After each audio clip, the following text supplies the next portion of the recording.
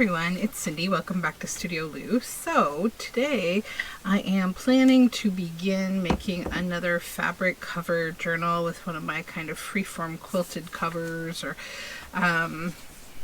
yeah. So I have this. This is like an a very vintage dress.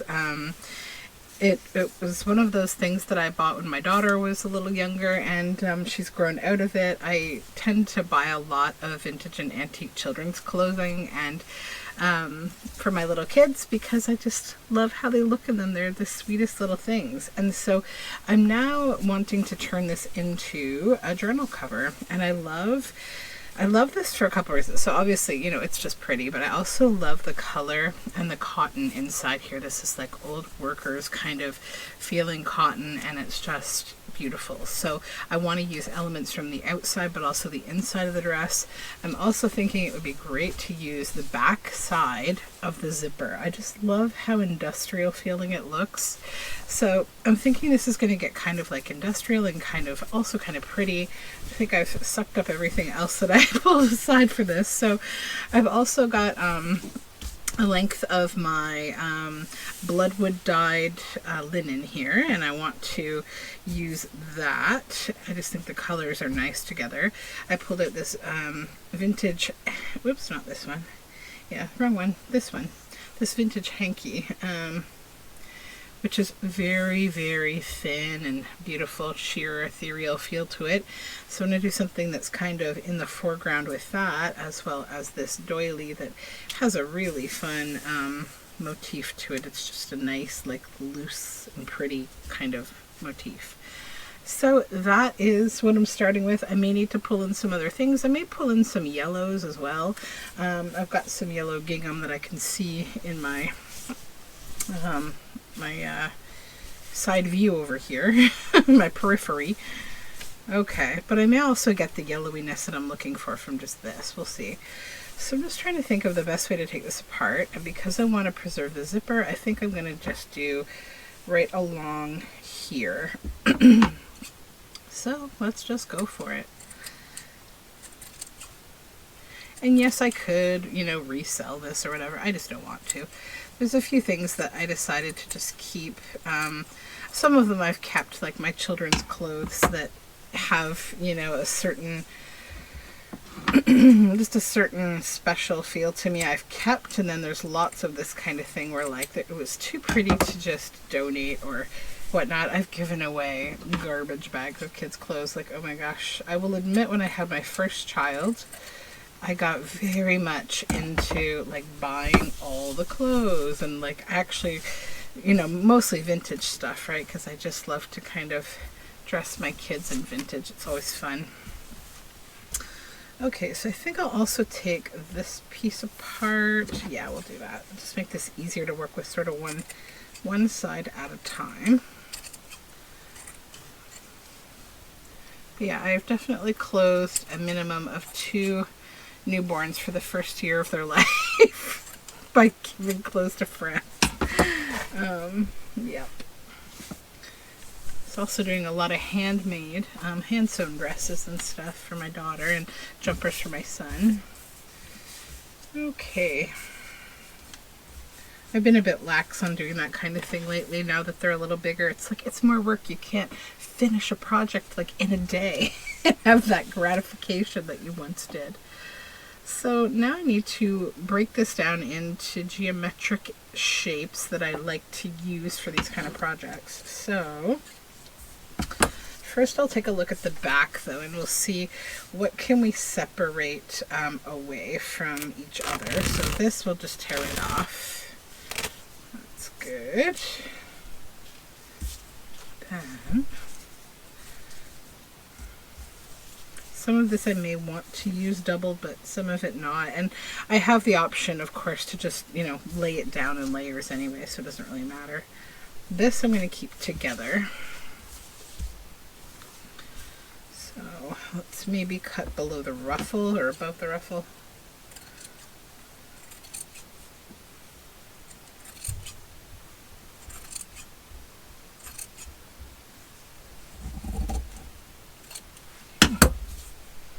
We have this bit.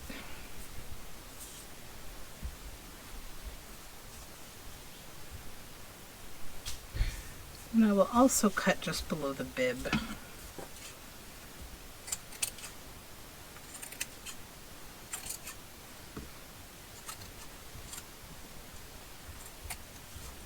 There we go. So there is that. So that's a nice geometric shape, beautiful. Just gonna fold that in half and set it aside here. Then we have the bib, which I'd like to turn into 3 pieces that have more of a geometric shape.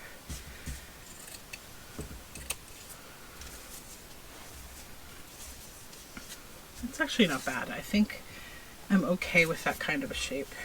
I don't need it to be a rectangle.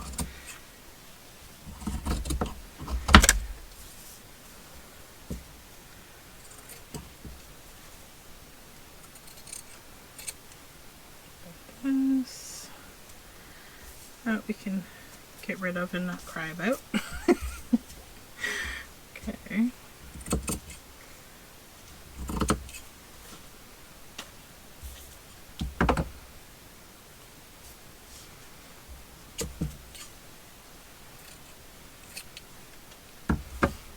Okay. And then this side, I'm going to start by just disconnecting the ruffles at the bottom.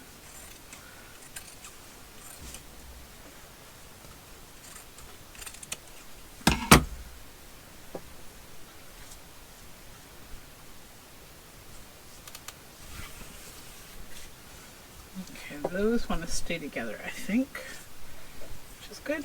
We'll leave it all together. Then we have this. So if I look at this, I love the feel of the back of the zipper. The front, you know, it's cute too, but for some reason I just like the back. Is that weird? I don't know. I guess because it's just kind of got more texture to it. But now that I look at the front, I like the front.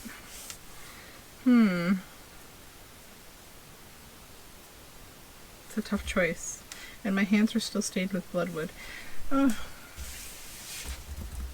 mean, I could get a bit of both. You know, I like how this looks right here. But then I could use the back of the zipper here to get some of that industrial. So yeah, let's get the best of both worlds. I can talk, really, I've learned. Ay. Okay, so let's do this. And I actually may keep that shape just as is. That's quite cool. All right, then we'll flip this over.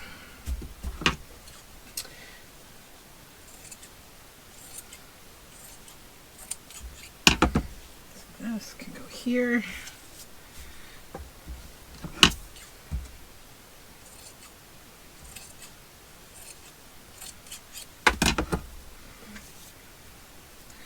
I think I want to get rid of that arm hole. Just cut this like that. Get rid of the armhole.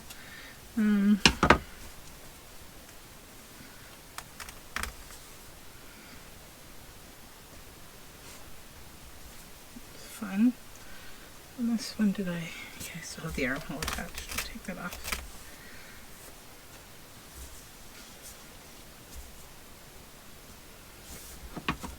Okay. All right, so we have lots of pieces to work with here, definitely. Now what I've done with the envelopes, I've got 3 envelopes here. I just finished a journal with this size envelope, and I really like kind of the shape of it, the handheld, like it can be fat and it feels really good in the hands. So I will go ahead and start piecing the front of it, I think. And I'm just going to tack it down with glue stick because I'm going to stitch everything. Every single bit of this is going to be stitched on.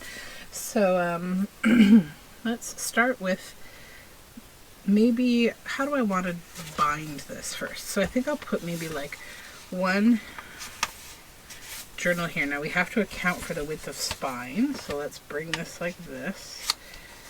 Okay, so this will be 1 spine.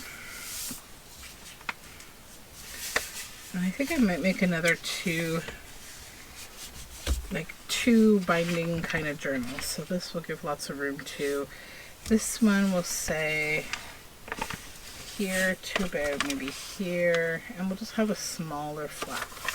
So that's kind of the general idea. I think I've given more space than what I'm going to need, which is good, but this is going to tell me what can go where. And then I'll flip this and we'll bend it this way too.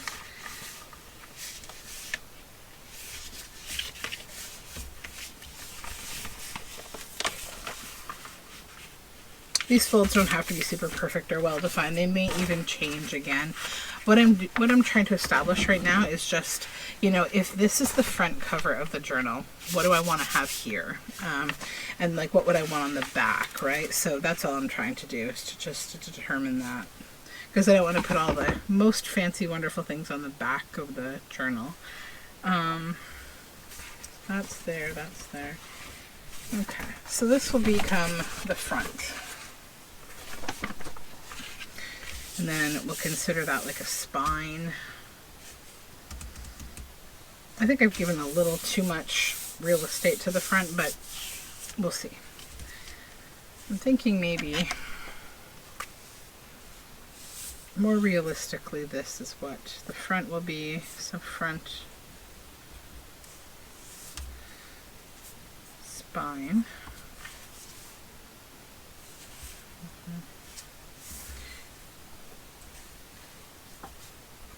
Back,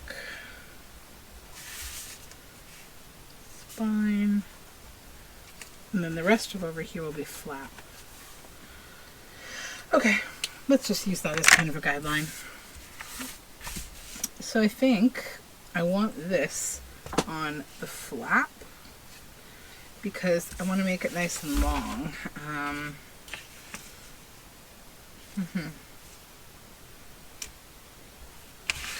So then what I'm going to do is I'm just going to start by piecing the flap first. And I'm just going to cover the whole surface with this glue stick. Sorry if the bottom of this is off camera. It's kind of hard to keep all my materials on the table.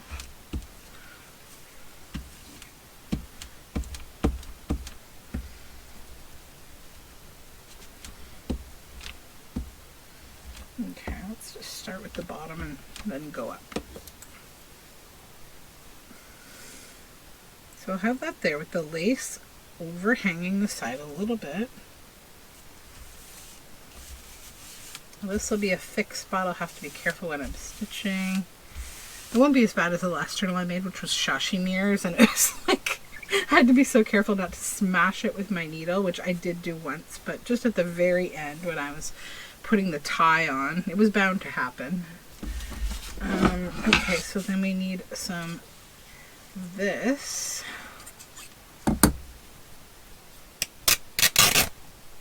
Linen. And I will just continue gluing here.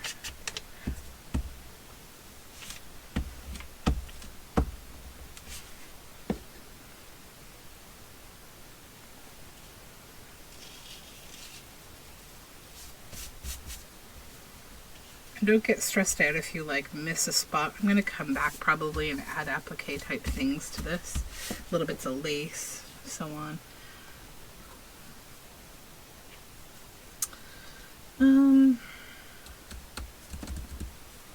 I think I want to put this on the front of the journal on top of something else. So the back, I know I want to use the biggest piece, which is this. And that can go on to the front a little bit, maybe. We'll see.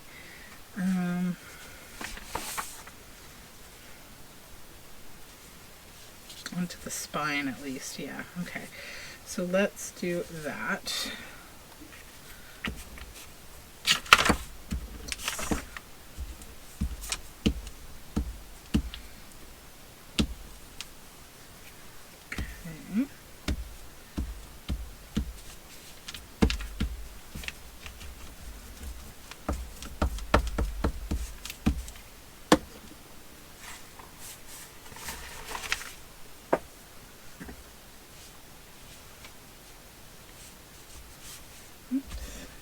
little bit of refuse lace off the bottom there. Okay.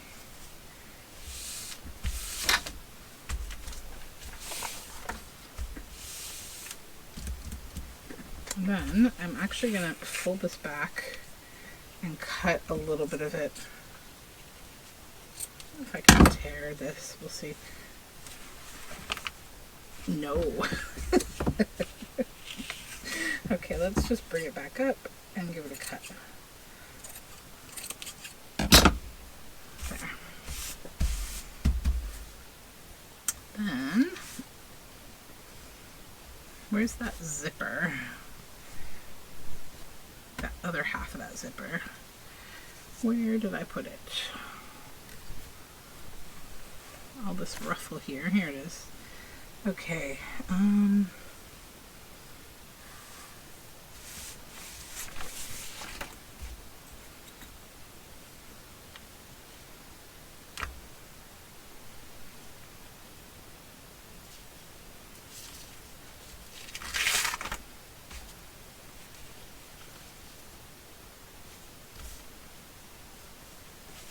Yeah, that's cool. Okay. Good, good.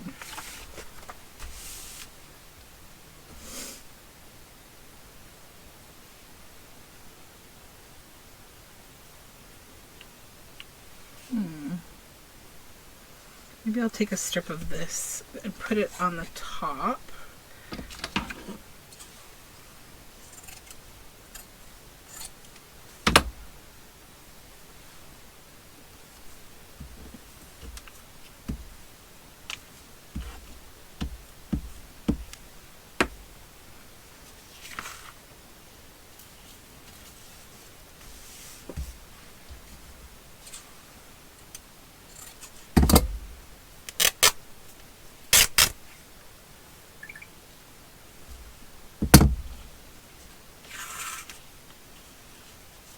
Okay. Then for the front, we need to do this in some layers because I want to use this. And I'm going to have it kind of hang off the edge so the embroidery like hangs off a little bit. So the journal will have kind of a freeform feel to it. Now, what do I want to put under it? I like that kind of ruffly bit up here, but I think it more than likely will come apart. Yeah, a little bit. Let's do that. Let's maybe clip this bit here. I don't want the cutout for the armhole. So now we can go ahead and glue.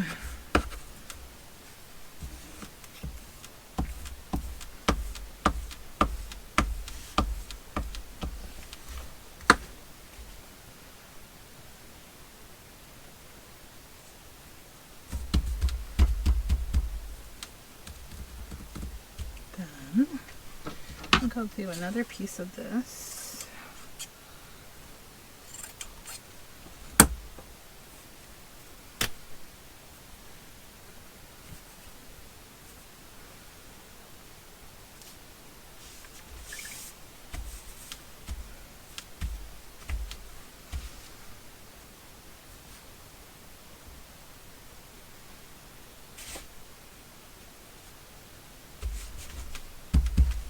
Okay.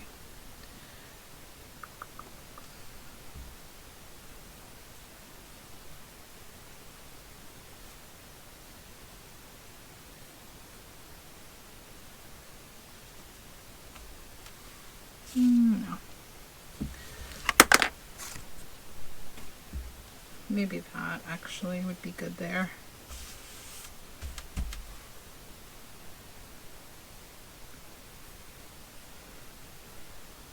Embroidery side correctly up, like so.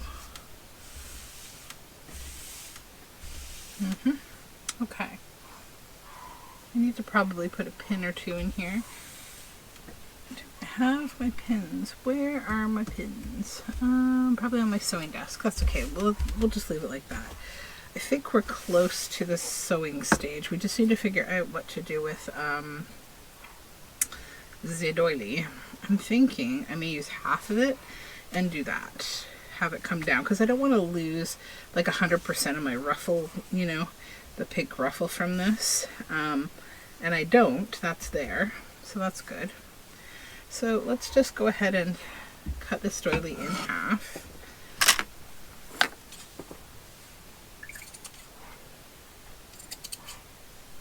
Sorry if you can hear my little dog barking. My husband is getting home and he hears him.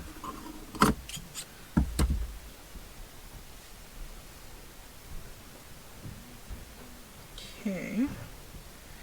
That will go like that.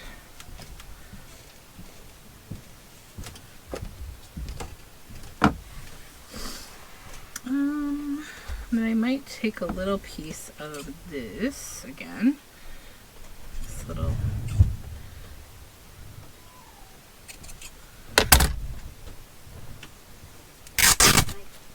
tear this in half. Okay. Good. And then this can go maybe across here, just for like a little bit of texture. And I'll just put some glue on here to tack it down. So something will be tacked down. I've got both the doily and the hanky just kind of sitting there. So this can be tacked down. Okay. And then if we want to come in with, I don't know, a little bit of, no green. Trying to think if I have anything here in scraps that would be kind of cool to add. I'm thinking like some grungy book spine maybe to a couple little spots here that I'll stitch right through and stitch this right onto the book. I'm just gonna put some, oops, that's our glitter. We want Fabri-Tac for this. Just thinking a little bit of these pieces of grungy book spine would be really nice here. And hopefully you're in Camp Grungy Book Spine with me, because it's a lot of fun. They're really they really add to projects, this kind of thing. Like, look at that. I think what I want to do with this is maybe use it as, you know how you would put a journal label on the front of your journal? I'm thinking that this is going to be kind of a hearkening to that. And I'll put it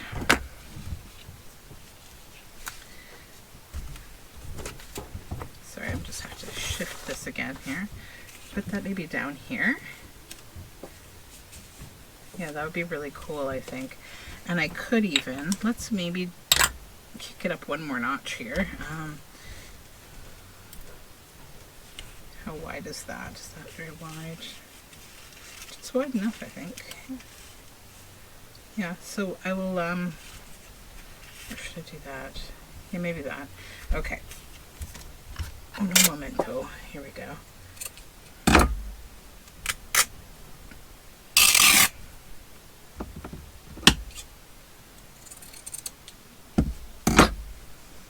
This here, this on top, right toward the bottom. Okay. I think I'll go stitch all of this now. I'm probably going to stitch with brown, I'm thinking. That would be nice. It would kind of add another element and not just disappear into the project, because I do like the stitching to be a part of this, and I might even do some hand stitching. I don't know. We'll see. Okay, I'll be back when I've stitched. Alrighty, I'm back and stitching is done, so I'm pretty happy with how this turned out. I have to now go around and just clip all the tiny little bits of thread. So I'll talk a little bit about how I stitched this. So the first thing that I did with this was I stitched on this part, because it was the part that had like no tacking down of any sort. I just laid it on there, used like no glue. And that would actually secure the 4 layers together of like this ruffly dress and the hanky and the bloodwood dyed fabric. I'm hoping I can fringe this a little more, and the book spine, and I'm really happy with how that came out. Then after I did that, I came across the top and I just stitched all the way around the whole edge of this, mainly to attach this doily because it wanted to escape. It was trying to flap away in the wind. So yeah, we got that down, and then I came in and I stitched down this piece because it was like the other little piece that could fall off. And then I came over here and I added several lines of stitching through this piece of the book spine that we attached. So I like how those lines look on that little pop of that nice blue gray. So I ended up not using brown thread. I used like a very light blue thread. Sorry for that little stitch. Coffee. So, just going to go here. What was I saying? Oh yeah, so I stitched down the book spine bit here to get it really well attached. Then I came around the collar area of the where this zipper pull was and stitched right under it because I don't want this to be zipped up and down. I don't want that. I want it to stay in place because there isn't more fabric under there and I didn't want to add more. Get the rest of these, and then I just kind of went around in diagonal sort of, you know, patterns, stitching down like right around wherever anything met together, like it got together. That's where I would stitch it all down so nothing lifts or moves. Then I decided that I had to come back and tack one more time across definitely the doily. So I went around this edge and then I came back here and thought, you know, it would be really nice to have kind of a quilty look, just a gentle kind of 2 lines running across this whole thing. So that's what I did. I started here and I went across and it just kind of pushes this down because we have this underneath the hanky here. So it comes across, it presses down those, you know, folds and ruffly bits, and then all the way across again you'll see those 2 lines, and I just think they add some nice interest across the whole journal. So then I got that all tacked down, and then I just did little things like I wanted to straighten out the edges of this old zipper so that you could see these 2 distinct halves. So I stitched those down. I think that was it. Yeah. Oh, and I did another little bit up here so that we'd have a couple of lines here in case that's the part where it folds and bends. Because I have 2 pieces of fabric kind of meeting in the middle here, I wanted to make sure that nothing, you know, would lift up in a weird flappy kind of way.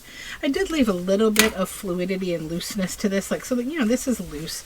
There's a bit of, you know, that this is kind of like flappy and flippy. I didn't want to like tie everything completely, you know, fully down. So like this is a little flippy. So yeah, I'm pretty happy with it. So now you'll see I haven't backed it. Why? Because you would have all those stitches all over whatever your backing cloth is. Now, what I typically like to do is just use one nice long solid piece to go all the way across here because it's much easier, to be completely honest. But I think I kind of want to use this dress up, and I'm going to see if I can. I might get something kind of plain and see if I can't use this, though I may not be able to because of the ruffle now that I think of it. So I might want to just go with my, like I can't use this because it's too transparent. You would see through it, I think. And then this is like all ruffles. So I don't think I want to use that for this because it'll just make it harder to just back, because I don't want to have to stitch into this surface on the back. All I want to do on the back is stitch around the edge. So I need to find something. So I still have a decent amount of supplies here. I probably have enough to make another journal cover or something, some such thing like that. So I'll keep that in mind. I'll set those supplies back in my stash. And I'm going to go check for a fabric to put on the inside. So I'll be right back. All right, so I found this lovely, like, dusty blue kind of aqua-y, not quite aqua, but like, I don't know the name of this color, this exact blue, but I really love it. It's like robin's egg blue, basically, but not quite as dark. So I've used this fabric for many things. It's actually a cotton bed sheet, and I've used so much of it. It was like a king-size bed sheet, and I just loved the color so much, and it's a beautiful high thread count. And I think that the color will go nicely as a backing to this, and it will be like a little hello to that bit of book spine there. So yeah, I think that will be my backing. So what I'm going to do, make a little room here, and just the same thing I did on the other side, but we're going to do the whole surface with just a bit of a like a light sort of tacking, gluing, sorry, I'm trying to think of the words. This will just be to hold it in place when I put it on the sewing machine. You could also pin. If you want to pin, you can.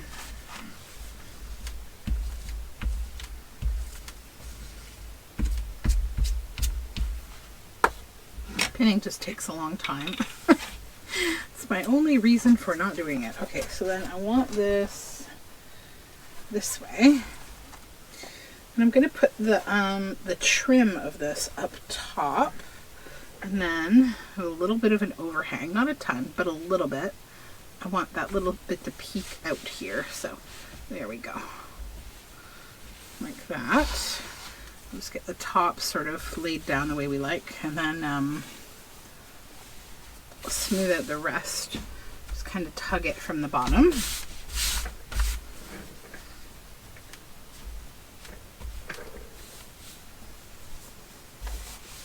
Sorry if my work area is a little outside of what's perfectly in frame. This is a big piece. This is like a very long journal cover. How am I going to do this? There we go. Okay. Now I want to flip it over for a second to just evaluate what it looks like on top, because why I want to do that is I want to keep a little of that at the top, and that is what I'm looking for. Perfect. Okay.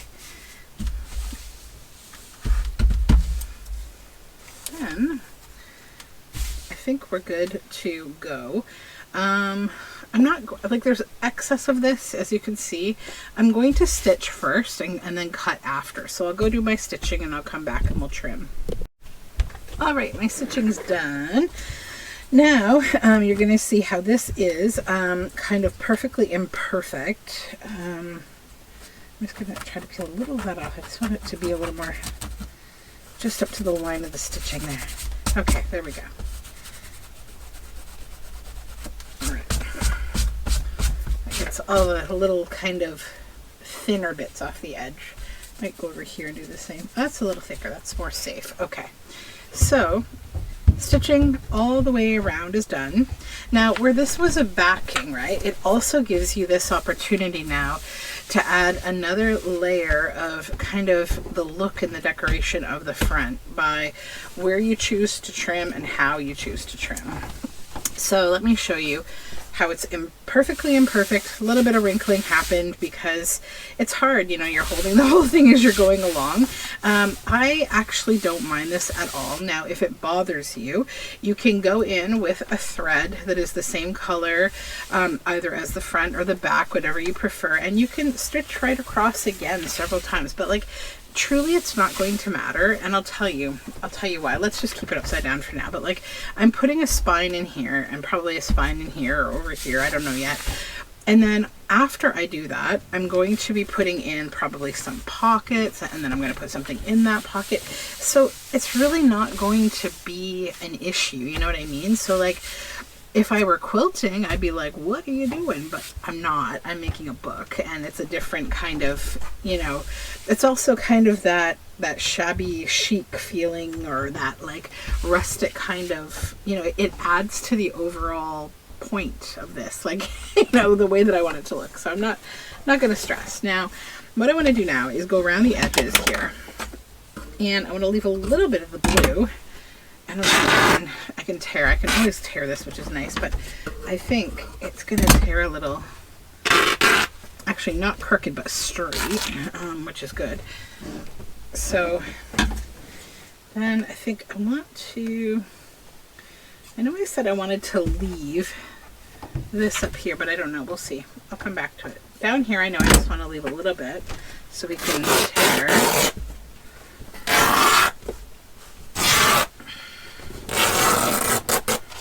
Okay, that's torn away.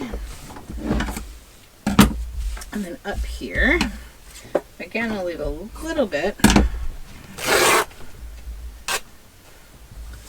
Now we get to the top.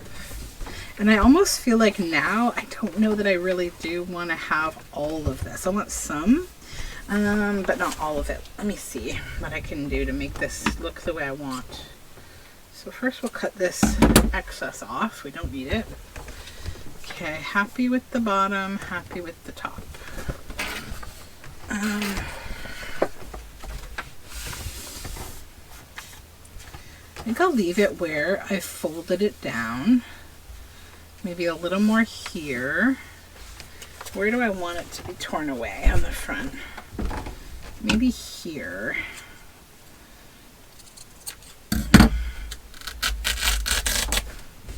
Oh yeah, that's what I want. Okay. Yeah, because I like it over there. But over here, I just want it to be a little more rustic. Okay. And there's this bit that I want to trim a little more maybe, or even just fray it. Yeah, so the fraying is what takes a while. Like, you got to kind of go around and, you know, tear away the threads, and they're going to pull out of the weft of the fabric for a few lines, and then you get a nice little fray there. Okay. Yep, okay, that's frayed. Perfect. Now over here, do the same thing, just pull those threads. We'll trim off any more of the excess. And then I just kind of like run over it with my hand.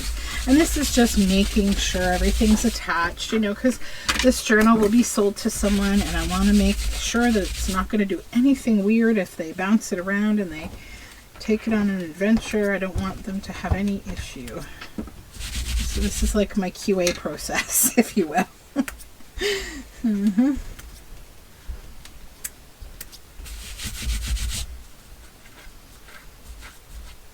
Some of those threads I feel like I kind of want to leave dangle. The ones that are part of that lovely old zipper, for sure. Okay, there's my zipper, and my other half my zipper. I'll just trim it a little. Yeah.